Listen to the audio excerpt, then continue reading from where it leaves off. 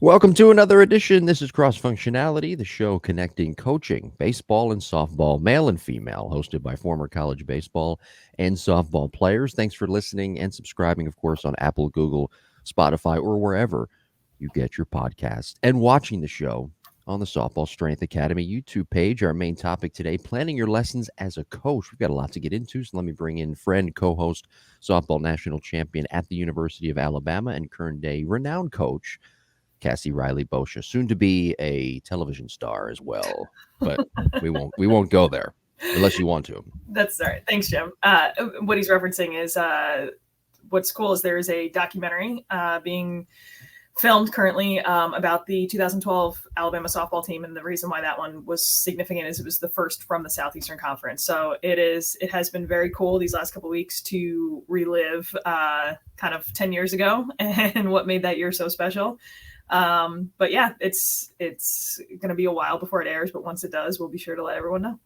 And Cassie's coach that year in 2012, Pat Murphy, big announcement. We'll just do it now. He will be on the show in a couple of weeks, filling in for my lovely co-host, Cassie Reilly-Boccia, CRB as it were. He will be on the show joining us for episode 17. That'll be in a couple of weeks. He is a pleasure. So enjoy. We were texting back and forth, him and I. Actually, we were having a three-way text this week, and he said, "Roll Jim." I'm guessing that means roll tide, but just roll Jim. And he did it with an explanation point. So I'm assuming it was roll tide, roll Jim. Yes. I never got into that saying. I never really understood it, to be honest with you. It's I think it's not something that everyone technically understands. It is where Alabama got that, I guess, phrase of like a crimson tidal wave is they were playing in all white on a clay field against Auburn, and it was pouring rain, and by the end of it they were covered in crimson, and like it was some newspaper said, the crimson tide crimson had a tidal wave over Auburn, something along those lines. And so it became this like the tide is rolling in, type thing. And then it turned into roll tide. And then it stretched across all sports, I'm guessing. Yeah. I mean, shoot, a lot of people I think use that phrase. But there was an old ESPN commercial where someone gets pulled over for a ticket, cop gives them a ticket, says roll tide, guy says roll tide back, going in and out of a store. It's like a high and by, and almost like a post amen phrase. And it's true. That is true through and through. It is. You see someone else with an Alabama shirt on, it's roll tide, Yes, I 100% agree. I've seen a couple recently in the last couple of years, some roll tide shirts here in Tampa for whatever reason, this is not a big football town. Now, if you go 2 hours away in Orlando, that's a big college football town. Tampa's a big NFL town, but I've seen a couple of roll tide shirts for whatever reason, a couple of Auburn shirts too. So younger people, I'm guessing that they just graduated from those respective institutions. Anyway, today's topic, planning your lessons as a coach. We've got a lot to get into. We're going to get into a hitting progression pyramid. People will see it. If you're watching on the YouTube side, Softball Strength Academy, you will see that graphic and you will see that pyramid and what it's all about. I got this topic from Cassie's Instagram at coach_CassieRB, talking about planning your lessons as a coach, and it's vitally important, but there's a lot of elements to that. And the first one, we're just going to get right into the topic here. The first one, it's kind of deals with mechanics, correct? It's kind of understanding what that hitter is in their progression and where they need to go mechanically to get to the next step. Mm-hmm. Yeah. And, I think too, like probably something that is not said, but hopefully understood, is that you get to know the person first, right? You just trying to get to understand, okay, what type of learner is this hitter? And if they are, if for instance, if they're like a little extra anxious and you could tell like their parents have been on them about dropping their shoulder, whatever it is, they definitely have a mechanical thing that they need to work on, but the way in which we work on it probably needs to be adjusted. So that is less of a planning for a lesson and more of a just overall coaching thing. But right. So, they're here for hitting, and we want to look at, okay, if they're suffering from a mechanical issue, honestly, really, I ask them, if you had to pick 2 out of 3, if we had mechanics and timing, and then we had our mental performance, if you had to pick 2 out of 3, what is the most important that we need to address today? And it's very interesting because usually if someone says, well, I need to work on my mechanics and my mental, they have this like, they're like stuck on this one mechanical issue they have and they can't get it out of their head, and they're suffering with that. And so those kind of go hand in hand. If they think it's mental and timing, there's usually some anxiety there that is causing them to feel really sped up in a game or almost freeze in a game where their timing feels really off come game time because of what's going on in their head.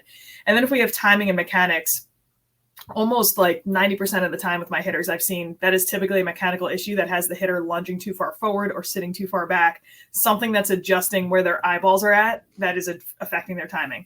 So it's been this like really neat litmus test for me to be like, okay, where am I starting with this hitter? And then now I can progress and plan what the next 3 weeks, 1 month, 6 months looks like, depending on how long I have that hitter. Okay, so you're so basically what you're doing, you're creating a base for not only the hitter but yourself and trying to help them progress. Where does that base come from? I hope I'm being clear with that question. Where does that base come from? Is it coming from an evaluation of when you watch them and then determine, okay, this person needs more bat speed. This person needs to get into their legs more. This person's timing is off. This person is ahead mechanically. Mm-hmm. Sure. So every hitter that comes in our building is going to do some form of an evaluation, or any hitter I work with. So it's interesting because if they are coming in for just hitting with me, that's usually in a form of some type of Zoom conversation and very much more conversational based. We'll take a look at the swing and I'll explain. First thing I do is I point out all the things they're doing really well, because I don't think many coaches do that. I think they're like, okay, here's X, Y, and Z that you're doing incorrectly, but I want a hitter to be able to look at their swing and not look for the bad first, but look for the good first. And so we'll review that and we'll really try to take a look at, exactly what you just said. Okay, this individual's 13 years old. Where should we be seeing them at a mechanical base, at base strength, whatever it may be? What is their perception of what they look like? Like, how are they doing mentally? But if they're coming in to our building, and this is honestly the best case scenario, and they're deciding to do strength training or throwing or something else in addition, they're going to be in person and we're doing a full profile. They're on our force plates. They're getting their hip internal, external rotation measured. And now I can really take a deep dive. This is not just someone coming in for a couple of sessions to prep for a camp. This is someone who's taking a 6-month commitment, let's say, to us.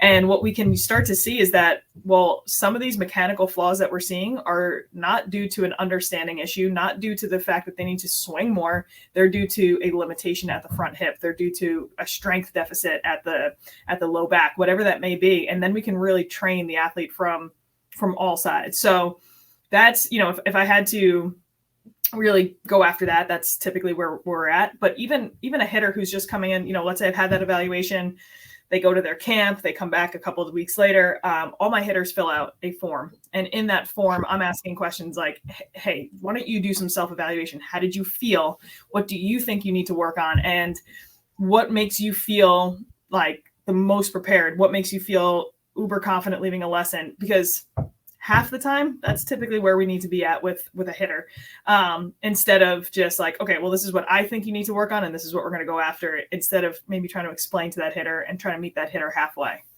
Okay, so I think a lot of people listening and watching, maybe, I think that they probably either own academies or they have coaches at their academies or they're a coach themselves, and they're starting to get into more biomechanics as it pertains to pitching and hitting on both baseball and softball. And I think other sports as well.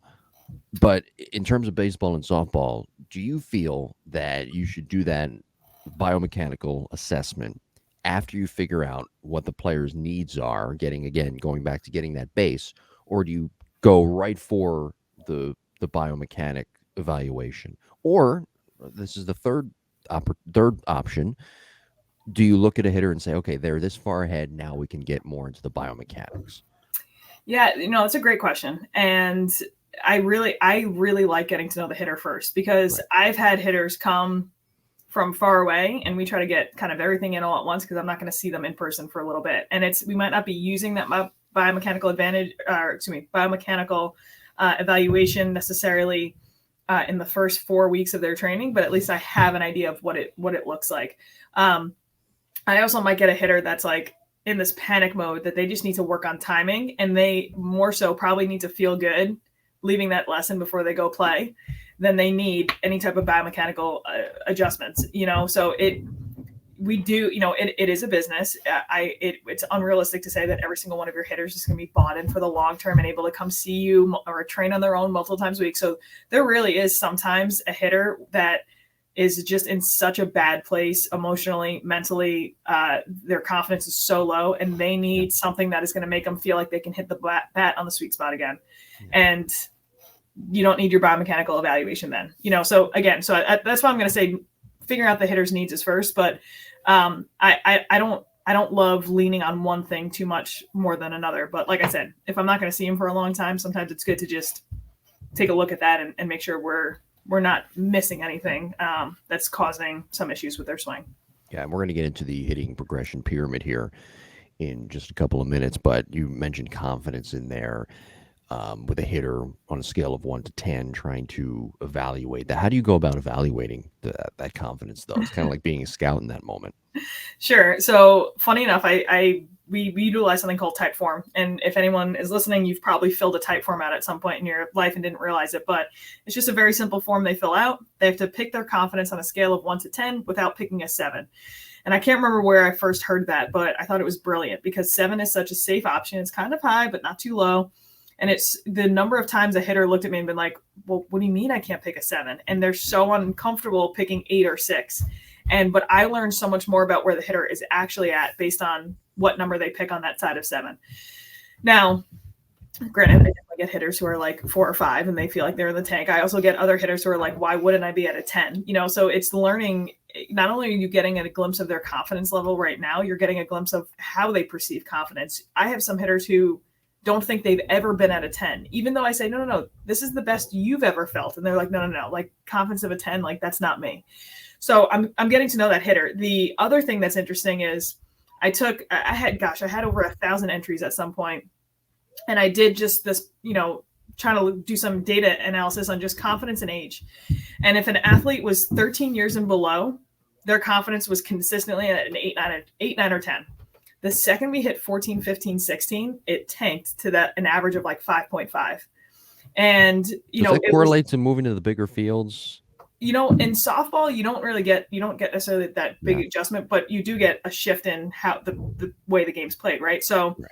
I think it's a couple of things. It is, yes, the speed of the pitch is getting faster. Girls are getting bigger. They're throwing harder. Now you have more failure. It's a lot harder to be confident when you have that additional failure, right? Right. Additionally, in general, like if you took this and said this has nothing to do with softball and you just looked at typical data that happens with females, when they hit puberty, their confidence typically plummets. It's like a very uncomfortable time for them, whatever it may be.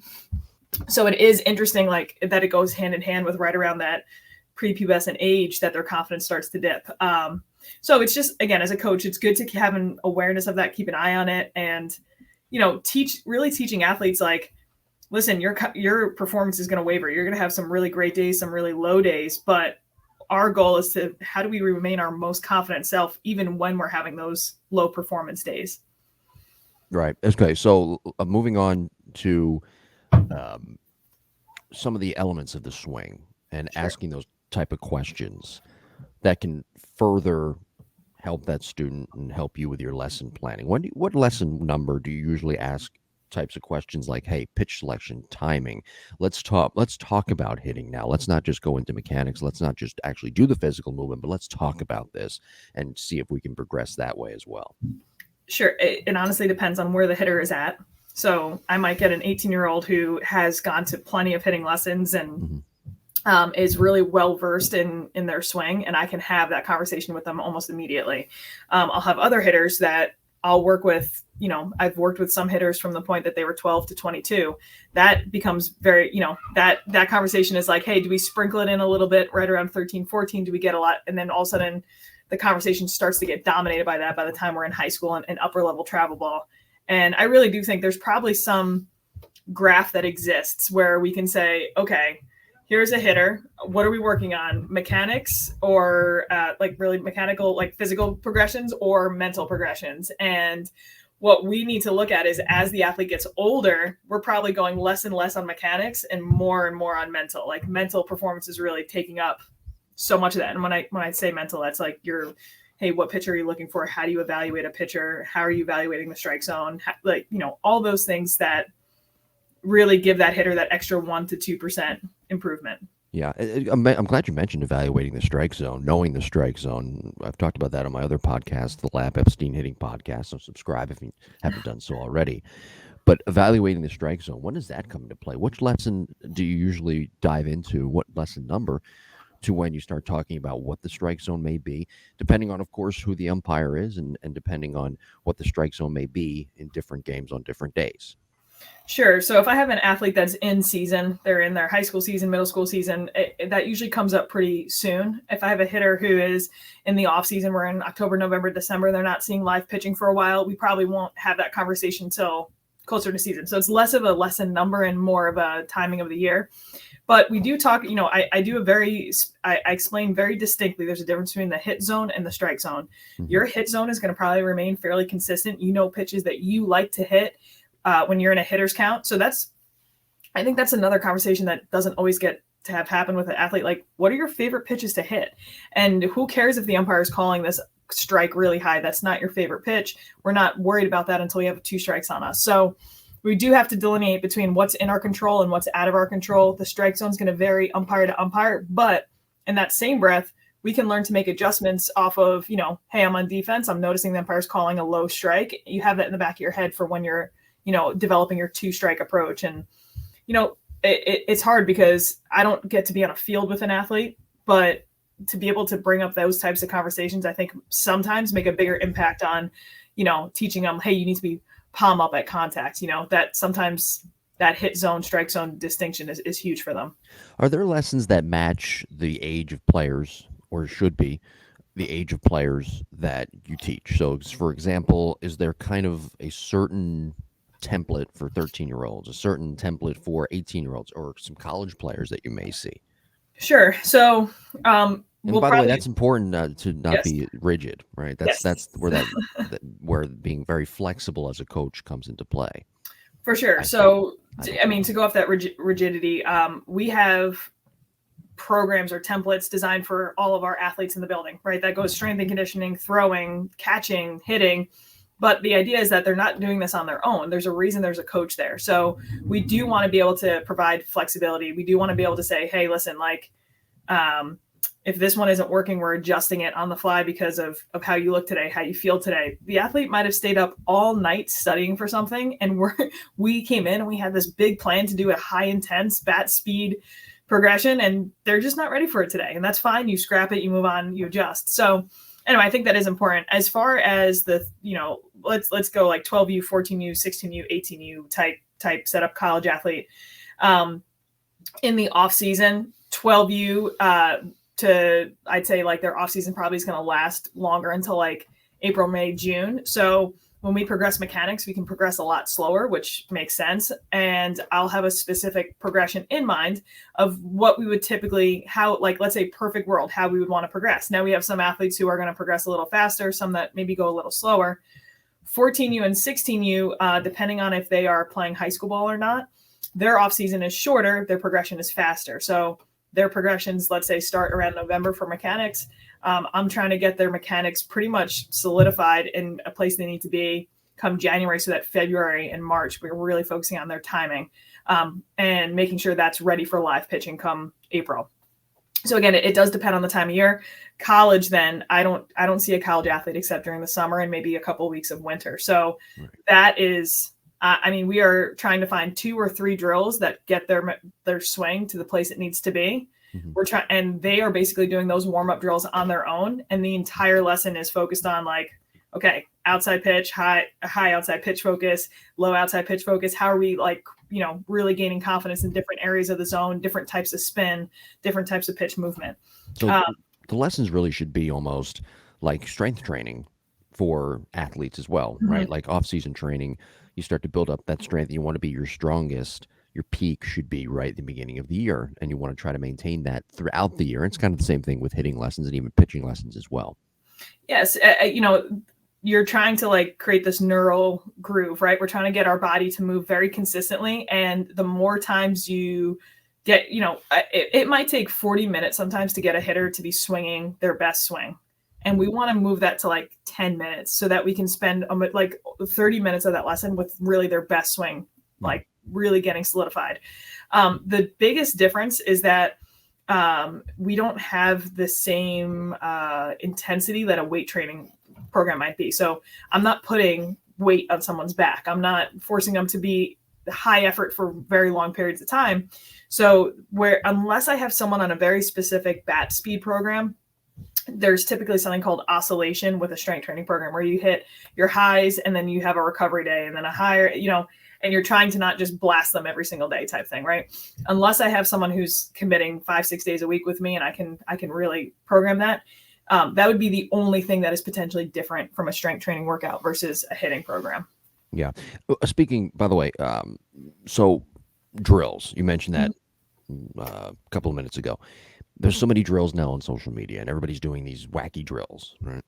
Maybe it's not wacky to them, so sorry, but they're doing all these drills and it just seems like drill, do this, use this device, etc. How do you determine, well, let's just figure this out now. How do you determine what drills to do with a hitter and which ones will actually work and be necessary for that hitter to progress? Sure. So I will say I guess I should ask, what are your baseline of drills? Sure. Okay. So I have 500 drills and they're all filmed. They're all labeled. However, they're all categorized. So I have my level 1 drills that pertain to an athlete needing to really work on positional understanding. And really at the end of the day, they kind of turn into movements. So there might be 5 to 10 drills that I'm really focusing on with one athlete, even though I have like a library of over 500, right? So I think that's the delineating factor is like, we can have our crazy wacky drills, but they probably won't apply for every single hitter. There's going to be a specific set of drills for a specific level athlete based on exactly what they need to work on.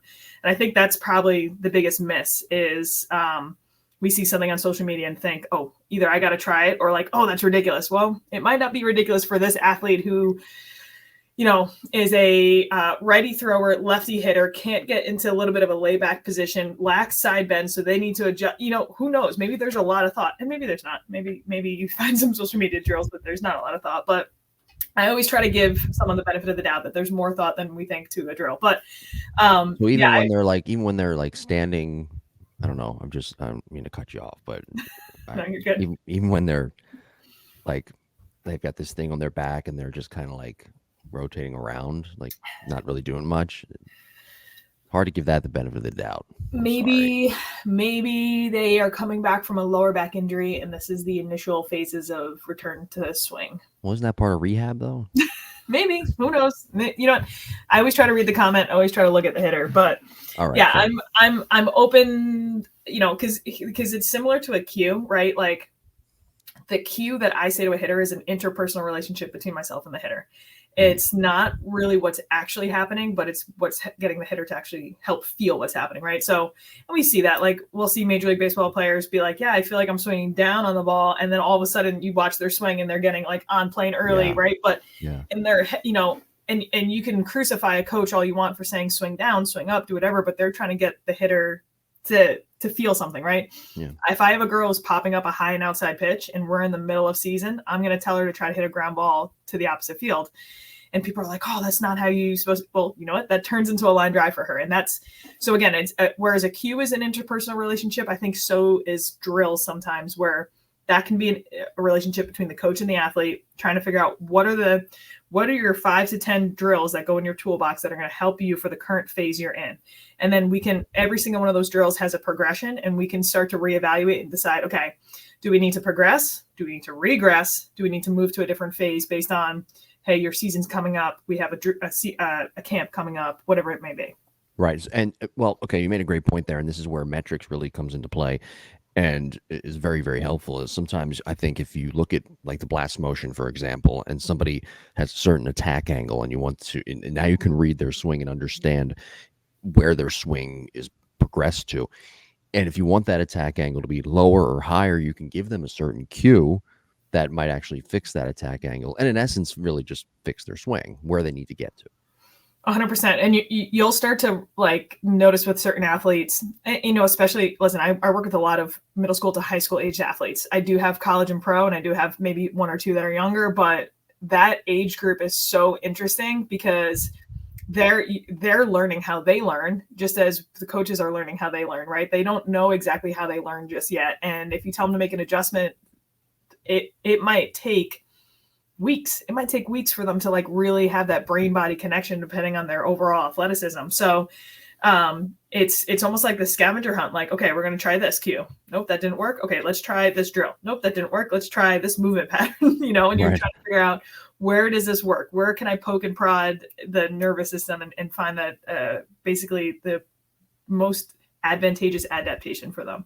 Yeah, I can't tell you how many times Eppa said it on the Lab Epstein Hitting podcast. I'm glad you brought it up about using certain cues and not being confused with what you're teaching or what methods that you may be trying to teach and what your beliefs are. It's just a certain cue that could actually help that hitter get better and progress to where they need to be. Like, for example, using the metrics and, hey, your attack angle is this. We got to, swing, try to swing straight down.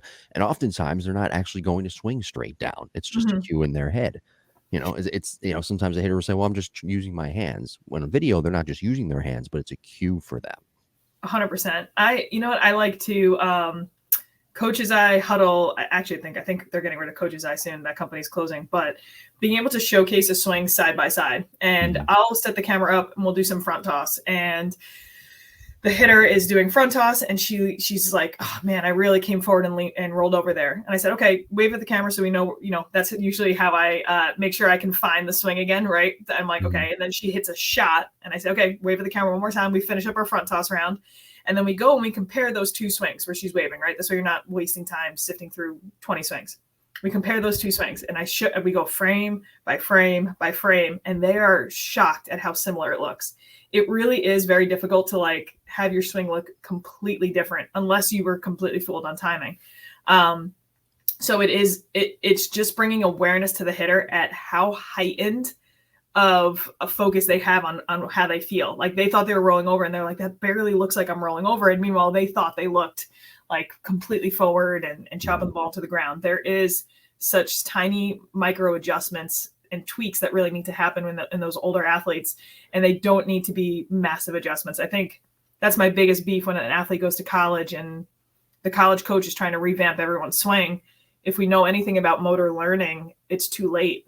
There's so many, you can make tweaks, but these massive adjustments are not going to be able to get solidified in an athlete that is 17, 18, 19 years old. Yeah. Email us your questions, by the way, to jimbopodcast21@gmail.com. Again, Jimbo Podcast with a J at jimbopodcast21@gmail.com. If you do have any questions, you can leave comments, reviews on Apple, Google, Spotify, and the YouTube page, Softball Strength Academy. Follow us on social media as well. I'm at Jim Tara, and Cassie is at Coach_CassieRB on Instagram, at Coach CassieRB on Twitter. Well done. Thank you. Yes. All right, let's get into the main event of today's show.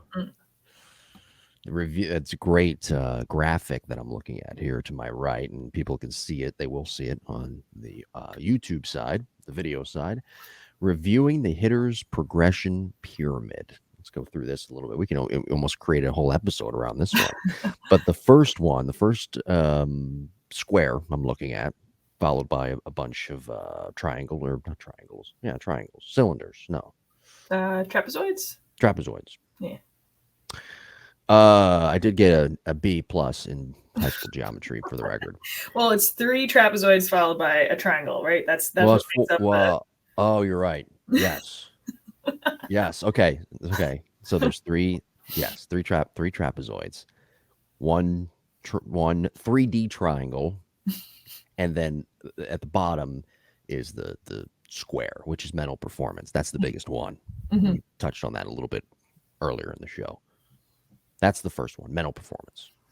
Yeah. So, I mean, I'll take you through like the groupings essentially. So you have 2 sides of this pyramid. One is swing mechanics, and it's just explaining there's a specific progression to it. And I like showing this to my hitters because I don't want them to think I'm just closing my eyes, putting my hand in a hat and picking out drills.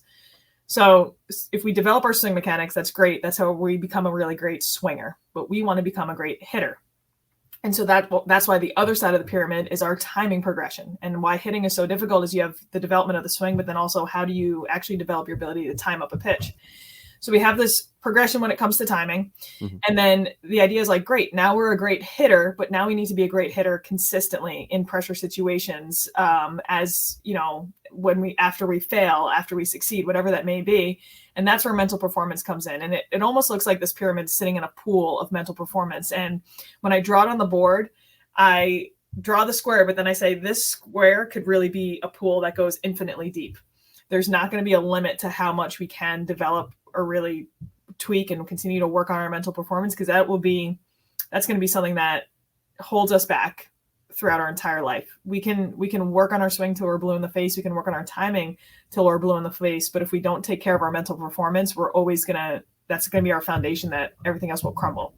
So, again, what's tough is like, this has no age associated with it, right? So if I have an 8-year-old, I'm not going to be like, hey, we have to develop mental performance before we do anything else. As a coach, I just need to have that in the back of my head, that I have keeping an eye on it, and I'm doing age appropriate mental performance things, right? Talking about confidence, talking about enjoying the game, talking about having fun. At 18 years old, that mental performance conversation becomes very different, right? So there is a progression as it goes to ages. But anyway, as we look at swing mechanics, the very first barrier to entry to looking at swing mechanics is, does the athlete actually understand what position their body needs to be in at each phase of the swing? So positional awareness is key. That's not to say that there might be multiple reasons why they lack it or are really good at it, but what's their awareness of the positions their body should be in? And if once we're like pretty confident, they understand, okay, this is what I need to look at position A, position B, position C. Can they move really well from position A to position B? Do they have any hitches? Do they have certain barriers? Is it, and you can ask yourself questions there where it says, okay, well, they're not moving into the contact position very well at all. Do they have a low back issue? Is they have a rotational issue, right? Like, well, how come that movement is flawed? Once we check off those two boxes, we can then add speed and power onto our swing. If we flip the triangle upside down and we try to attack speed and power first, we're going to probably swing really hard with poor movement patterns. We want to have our movement patterns in place at least 90% of the way in order for us to develop that speed and power. Or else, like I said, you're going to just have to suffer with some consistency issues. If anyone's ever played the game, they know the best type of swing feeling is like where you effortlessly felt like you swung the bat and the ball flew off of it. So the top of this triangle is called efficiency and whip. And that's really your kinematic sequencing. Are we getting our body to sequence in the correct order as we continue to add speed and power? What we don't want when someone starts to swing hard is to see their hands going first, to see their torso going first. We still want that same sequencing of hips, torso, upper body, and bat to follow last. So that is the mechanical progression for it, hopefully not to be too much of a mouthful. Do you want me to pause for a second before we move on? Yes. Okay. You applauded for, well, you went woo or whatever you said, so I'll give you an applause. That was very good. Now here's my question. Sure. For a visual learner like myself, for all you visual learners out there, I salute you. I know it's not always easy. Mental performance, that's the base. That's the first one. It's an infinite pool, as you mentioned. Great wording there. Now I'm wondering about the colors, right? Again, visual learner. So we've got at the bottom of the pyramid, we've got the Phillies road gray, then followed by, that's the second biggest whatever shape. And then you've got the Yankees navy blue, and then you've got the Alabama red. And then you have Kentucky Wildcat baby blue at the top. There. Okay. So luckily there's no orange. I could have said Tennessee. So you've got each one of those shapes, those four shapes. One is, as it gets taller in the pyramid, it's smaller. The shapes are smaller. So the color, the way it's color coded, how does that play into learning about a hitter's progression pyramid in general? Sure. So, I mean, honestly, when I was picking it, I really picked out speed and power first. I was like, that's the red one where I feel like everyone's eyes usually go to it, right? We usually try to focus. Why isn't that one on the more towards the bottom? It was more that it was more that that's the exciting part. Speed and power is the exciting part. And sure, like the duller colors on the bottom are not as exciting, but to me, that's my sweet spot. Dull, monotonous consistency is where I thrive. And we have to go Welcome through to the that in club, order to Christy. get to what we want most. Yeah. The tip of the iceberg, or the tip of the pyramid, being like a little bit more just being smaller. I think that's just important. That is such the finite part of developing a hitter, and there's not going to be these infinite drills of progressing efficiency and whip and everything else. Like, this is okay. We figured out exactly what this hitter needs, and now we are laser focused on this at the top. So you get to, once you get to the top, you've kind of figured out and graduated through everything else, right?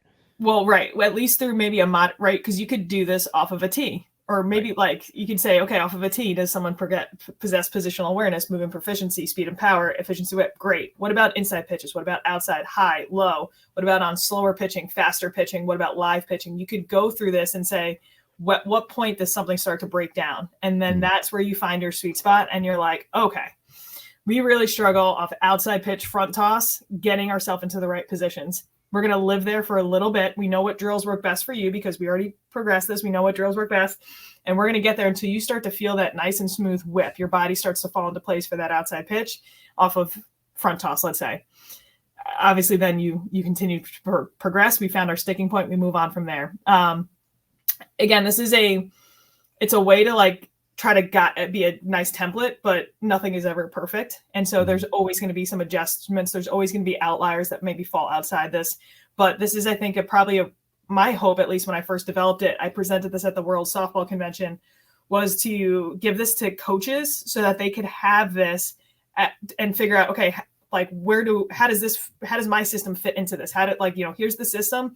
How can I then figure out how my hitters can work through this and progress through this and provide a deeper understanding for them.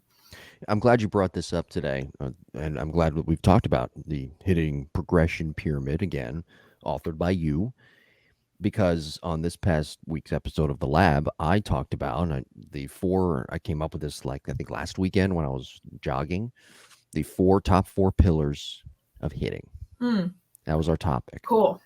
Now, I had confidence I didn't put them in order like I should have. So fail on me for not prepping for the show properly. But I had confidence, I guess, / mental performance as one of the top ones. Now, one of the number 3 for me was thinking along approach, preparing and thinking along with a pitcher. Where does that sort of fit into all this? So that has been in mental performance. So okay. I do actually think there's probably a third side to this pyramid. There's definitely a third side to this pyramid. Okay. And that is probably where that falls. The reason I've hesitated to actually build it out, because I'm like, you know what? There's probably even another pyramid that says, well, this is what the pyramid looks like if you have technology like a blast motion, let's say, and how different or how much more finite our progressions might look. But any type of approach has gone under mental performance, because I've gone through the idea that mental clarity is going to lead to visual acuity. And so when we have our mental clarity in place of like, okay, I'm looking for this particular pitch, this girl might throw a rise ball out of the zone, but I'm focusing on the low outside pitch that she's hitting the zone with. And that confidence that you get from just having that plan, all of a sudden you start to see the ball better, and your vision didn't get better from at bat to at bat, right? You didn't all of a sudden gain the sharpness of vision, but you're seeing the ball better. And how does that happen? It happens from our mentality being clear, being talked about, being reviewed, and honestly trained. A lot of people think like, oh, mental performance, you have it or you don't. It takes a long time to develop the ability to maintain confidence, to have visualization, to handle failure. That takes a while. And I think we have to commit to that process, even though I don't think that's your favorite word, but commit to the process of developing mental performance instead of just thinking like, oh, some people have it and I just don't. Well, okay. Let me just clarify. When coaches say it, okay, fine, I'm okay with that. But when teams and organizations use that moniker, I get a little annoyed. Fair. Like the University of Alabama football team. Did they use that? That is their thing. Process? It's like the process. The process. Who's saying it though? The coaches? Nick Saban. Yeah. Okay, then that's okay. Okay. But if the GM is saying that in professional sports, And by the way, they can say that because all they do is win. Fair. If Okay. you're a team or an organization that never wins, you say, "Oh well, it's a process." It's a process. No, go fuck yourself, you and your process. That's what I say. We do our show, by the way, skews our younger audience. So I apologize, but you know what? They see a lot worse than what's on TikTok nowadays. So I think I can fair. drop the F word, F bomb. All right. Complacency. It invites complacency. I get what you mean. Process invites complacency. Like when I hear the Yankees, if they say it, like it's like really, Anyway, you don't hear the Phillies saying that, do you? No. They're in the World Series. You don't hear the Astros saying that. Okay, next week. You don't hear the Giants saying that either. They're 6-1. Or the Eagles for that matter. There you go. I was gonna say Eagles. Well, Nick Sirianni does talk about plants, so that's kind of weird in and of itself. Episode 16 next week. Purpose of evaluations, when to do the evaluations, when it's a proper time. And I think we're going to talk more about the hitting progression pyramid to start the show next week as well. But the purpose of evaluations, that's our topic next week. Do we have any preview for that? I'm kind of looking forward to that. We touched on it a little bit today as well. Sure.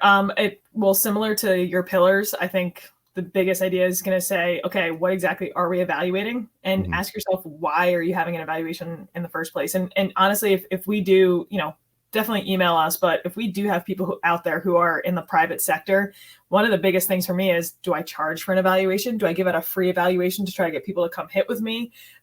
Or do I just make an evaluation part of a first lesson? So I think we can talk about that too, because that's always confusing and I think can be a point of conversation as well. Yeah, free consultation. That's what financial advisors say. Come to us and we'll give you a free consultation and charge you a lot of money to manage your money. Okay, next week, that is episode 16. Thanks for listening, watching today, everybody, and we will talk to you then.